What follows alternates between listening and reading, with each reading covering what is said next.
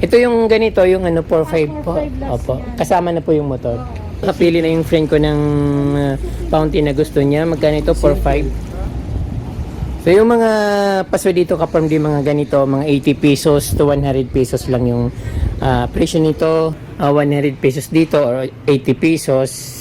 Ibibinta nila dun sa mga nagre-retail mga 350.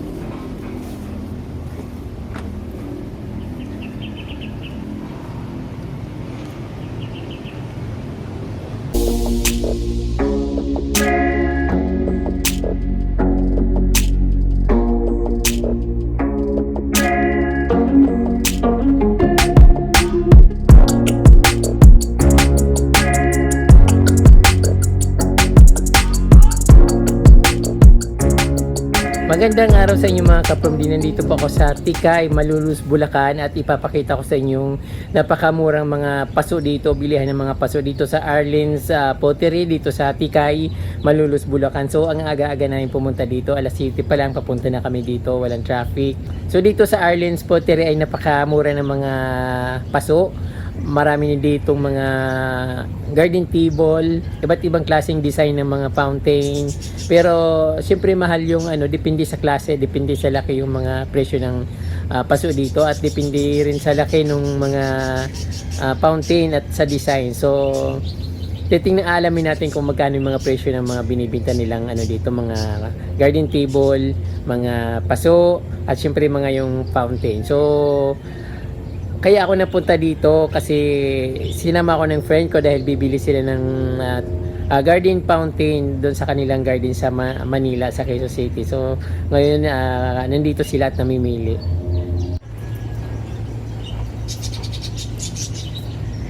Ganda ng buwan pang garden.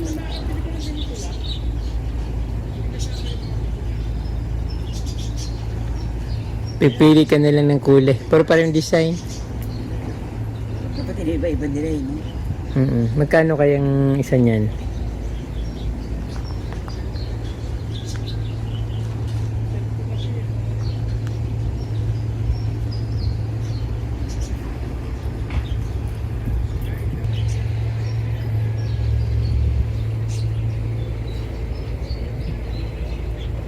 Gusto ko yung simpleng table na coffee table. Yung walang masyadong maraming kulay. Pero ito maganda rin naman ito.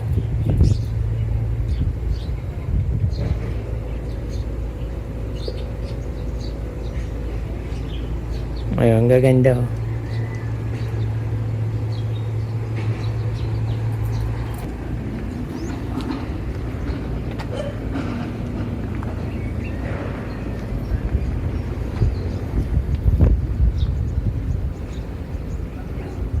So ngayon napakamahal ng mga paso. Dapat maghanap ka talaga ng mas mura. Kasi pag bibili ka dun sa mga nagre-retail, halos 100% to 200% yung patong nila sa presyo. Kaya pag nandito kayo, makakabili ka ng mas mura. At makakapamili ka pa ng mga design na gusto mo. Napakaraming dito paso. Maganda rin dito yung mga paggawaan ng yung mga fountain. Ito, pipili ka lang din naman ng kulay at syempre iba't ibang klaseng styles. Katulad nito.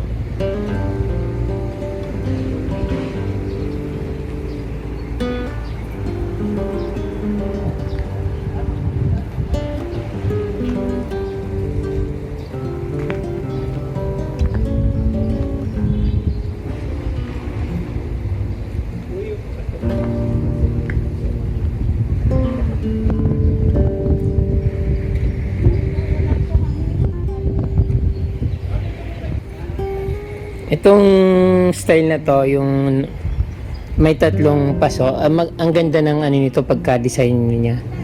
Parang class ang dating niya. Pero depende yun sa garden kung maganda rin yung garden mo tapos lagyan mong ganitong fountain, so napakagandang tingnan.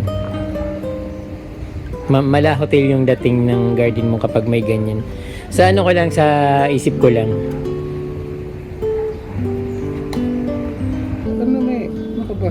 Ito 4.8 yung bawat isa niyan.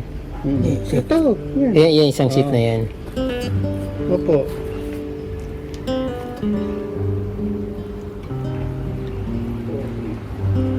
Yung mas medyo malaki.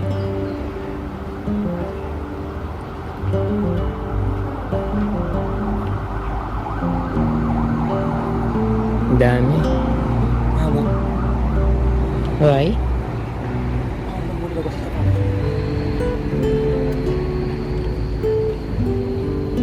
Dapat yung medyo may putik na paso, mura na kasi naputi ka na. Pero dito siguro dito paggawa nila ng mga napakaraming pottery, mga paso, fountains. May motor na kasama. Magkahit pa ito sa Innova?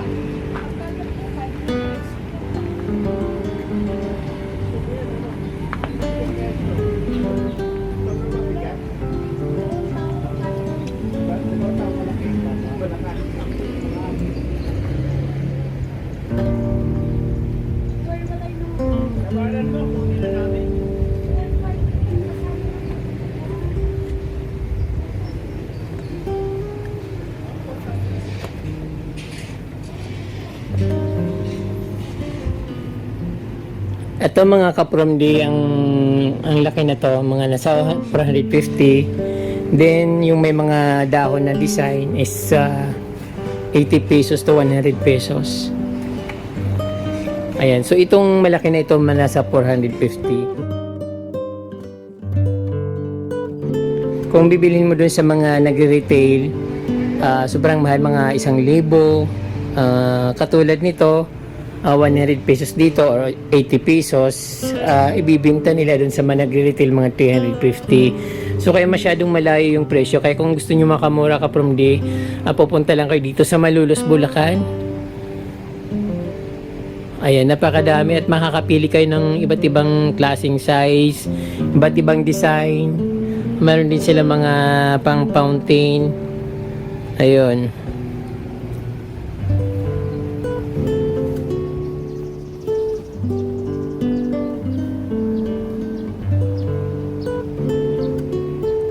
Hindi ko alam kung dito mismo ito ginagawa or dito lang talaga yung bodega nila ng mga paso or pottery, mga napakagandang pagka-design.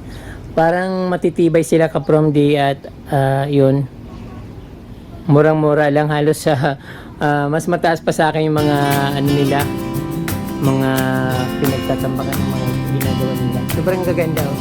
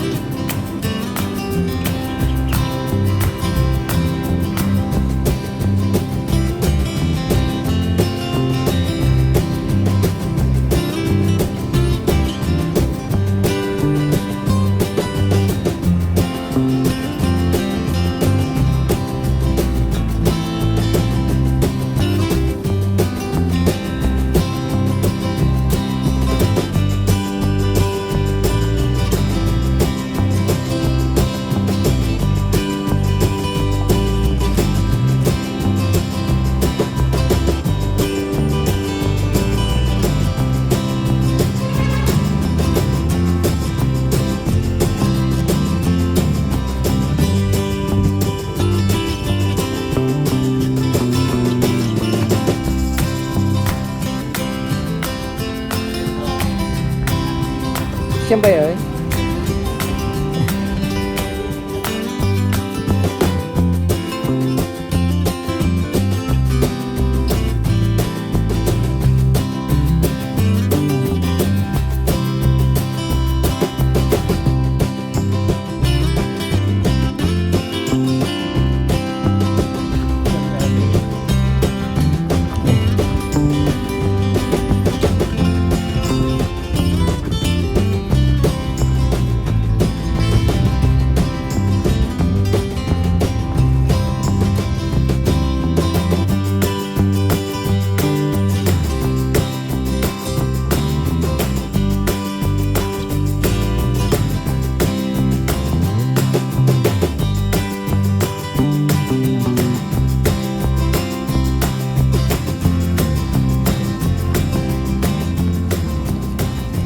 Ito kapamdi yung presyo nito dito ay mga 80 pesos lang.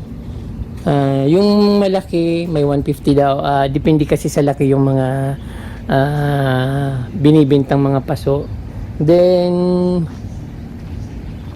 yung mga yung mga malalaki nasa 450.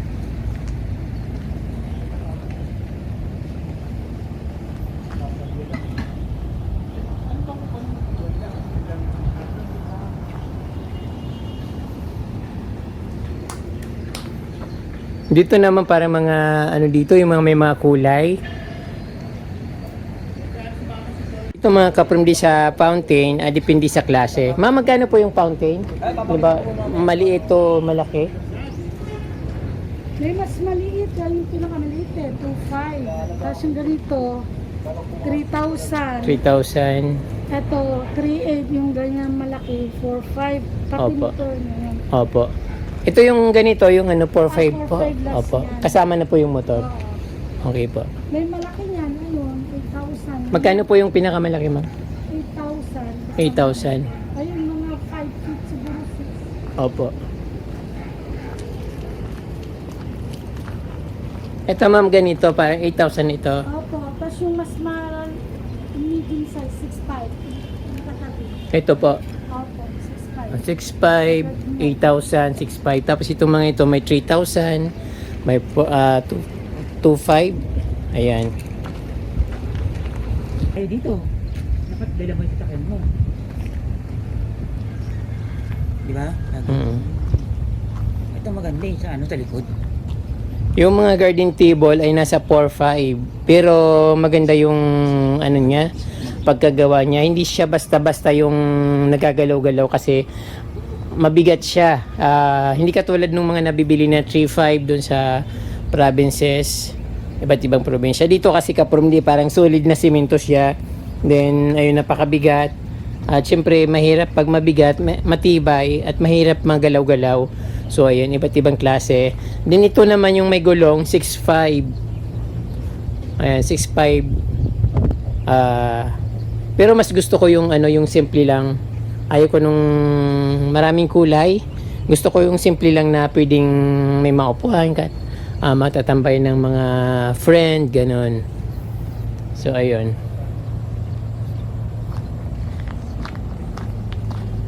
Arlene Potteries ito dito sa Malulus, Bulacan. Sa Tikay, Bulacan. Ayan. Magkano raw? 950 yan. 850. 850, 850. Ito, Yung maliit. parang 250 Yung pa din. malaki, 1.4. 1.4 yung malaki. Maganda siya. Ito pa. Ay, maganda to.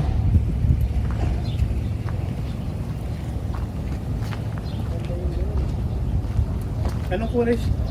Kapromi, anong kulay maganda? Yung pula. Medyo pula. Ako gusto ko yung gray. O kaya yung yellow. Ito? Oo. Yan. O kaya yung itong golden. Dilaw na lang.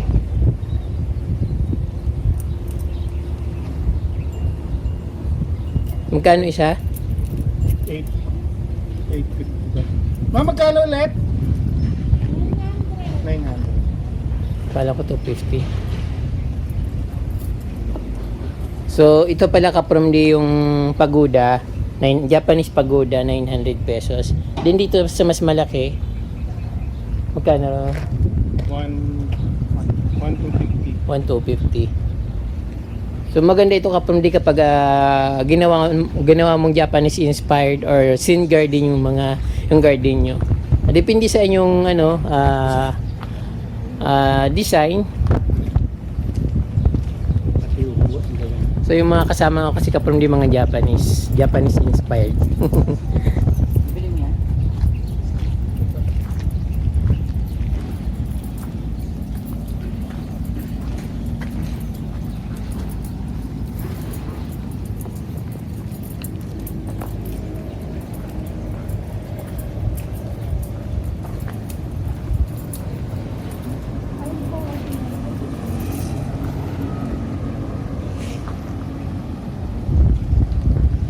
Nagkasaan po kayo? Quezon City po. Ito nakabili na yung friend ko. Nakapili na yung friend ko ng fountain na gusto niya. Magkano ito? 4.5. 4.5. Dito sila kumukuha lahat. So, ito, tinisting yung fountain. May kasama na siyang motor. Hindi ah. Magkano yung guama? 1, 4, Ay! Pag-ugas daw si sir. Meron pa ba? 4, 4.5. Ayun. So, okay na. Meron nang nakuha yung friend ko dito sa Arlene Pottery. 4.5. Walang Ayun. Pwede lagyan ng isda. Hindi magkakalit ko sila sa Pwede lagyan ng isda. Maliit. Pag binili ito ka from di pag halimbawa nasa Quezon City Circle na siguro mga 7,000 na yung bigay dun sa Manila kasi siyempre babiyahe pa. Pero pag dito, mura lang. Ayun, yun malaki. So, ganun ka from yung kalaki yung discount pag pumunta kayo dito. Kaya lang siyempre kung wala kayong sasakyan, magtsatsaga kayo doon sa mahal kasi wala naman ibang mga nabibilhan na mura doon sa Metro Manila.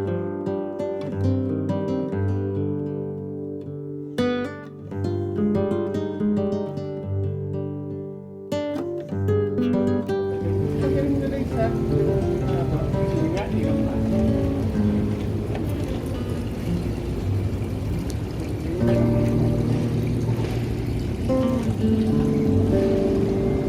Maganda yan, maayos. Di. Maayos.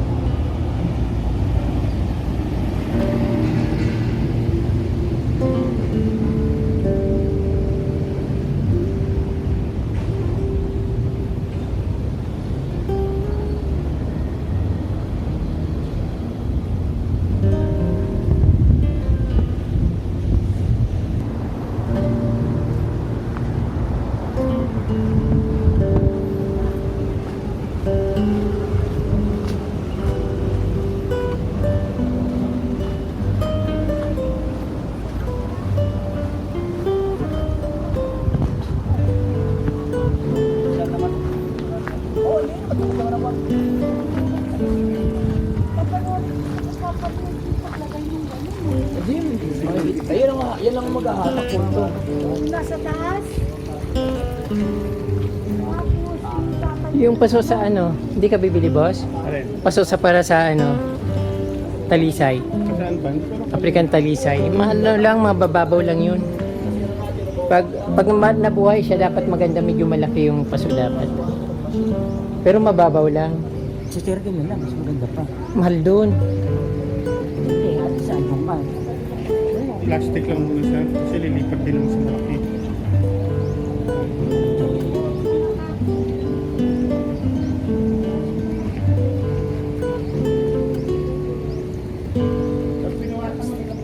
Bentahan mo 5,000. Opo. Balikan ko. Sino pa nga itong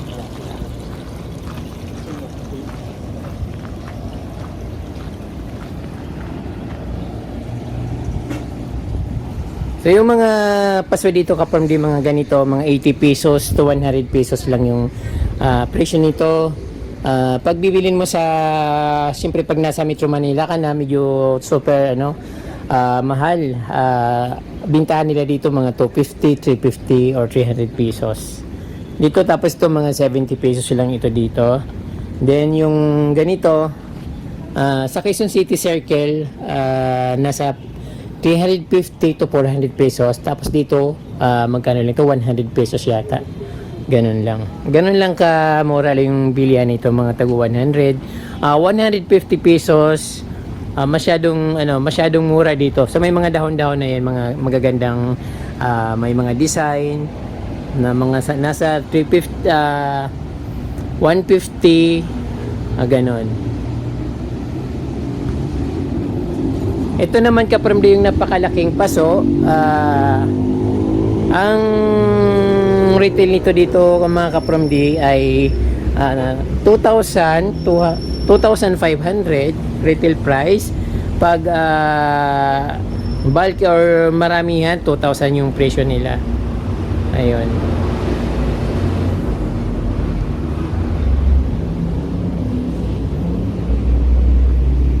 Dito naman yung mga pahaba na paso, mga nasa 3,000 pesos yung presyo nito.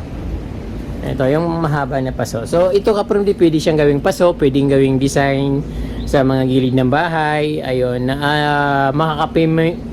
makakapamili ka kung anong gusto mo. Yung may mga dahon, as usual, nasa 100 pesos. 100 to 150 pesos yung mga yan. So napakamura dito.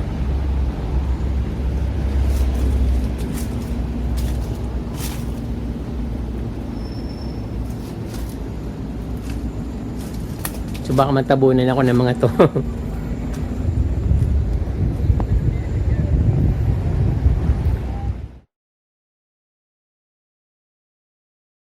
Maganda kasi ito ka-promdi gawing paso kumpara sa plastic. Siyempre ito hindi nabubulok at siyempre malamig sa halaman at napakaganda nito sa mga bougainvillea, lalong-lalo yung mga ginagawa natin na bonsai. Kasi pag plastic, yung paso natin nagiging lang siya, pag nasira na tapos mababasag, ililipat na naman.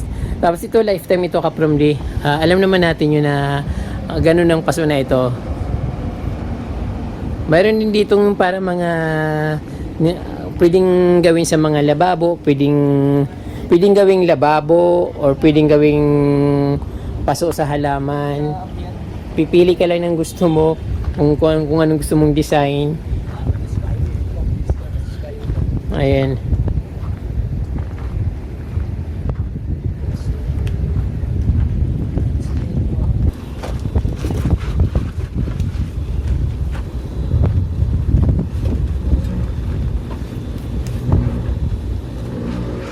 Dito, lalagay natin dito.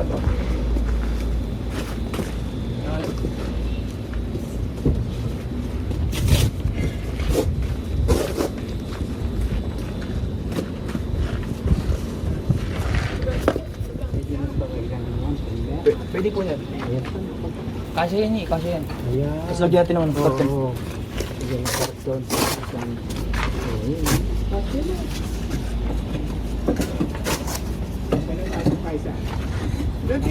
Lahat na. Lahat na. So ayan po mga ka-promdi, nakita nyo yung napakamurang mga paso at napakalalaki at maliliit, napakaganda at iba't ibang design. So yan ay mabibili nyo ng mura kung kayo ay pupunta dito. Kung bibili naman kayo sa Metro Manila, syempre magtsatsaga kayo dun sa medyo 200% na patong na presyo. Kasi mas syempre pabiyahe, dadaling pa nila sa Manila at syempre delikado rin sa pagbiyahe, minsan nababasagan sila kaya binibigyan nila ng mas mahal. Pero kung pupunta kayo dito at kayo mismo magsadya dito, makakabili kayo ng mga murang paso, mga Japanese pagoda. Medyo mahal yung Japanese pagoda pero syempre napakaganda yun sa garden. Yung mga garden table magaganda rin. So ayan Kaparmdi, marami pong salamat sa inyong panunood. Sana ay nakakuha kayo ng idea kung saan kayo bibili ng napaka murang paso dito sa Malulus, Bulacan.